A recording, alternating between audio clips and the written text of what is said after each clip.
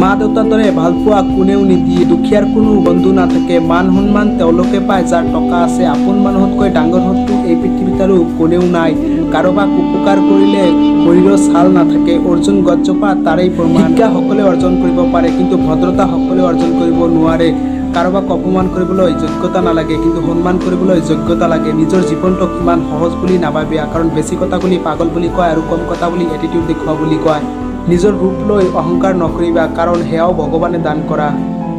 কাকো বহুত বেছি গুৰুত্ব নিদিবা, কাৰণ তেওঁৰ পৰা তুমি গুৰুত্বহীন হৈ যাবা। দুখীয়াক কেতিয়াও অৱহেলা নকৰিবা, কাৰণ ধনী হ'বলৈ মাত্ৰ সময়ৰহে প্ৰয়োজন। আপোন মানুহৰ পৰা কিছু আশা কৰা উচিত নহয়। কাৰোবাৰ বিপদ দেখি নাহিবা, কাৰণ কাইলৈ তোমাৰো বিপদ আহিব পাৰে।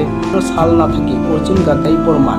বৰ্তমান যুগে অপৰাধী নহয়, প্ৰতিবাদকাৰীক মানুহে বেয়া বুলি ভাবে। যিয়ে তোমাক ডাঙৰ কৰিছে তাৰ আগত কেতিয়াও ডাঙৰ হ'বলৈ নাযাবা।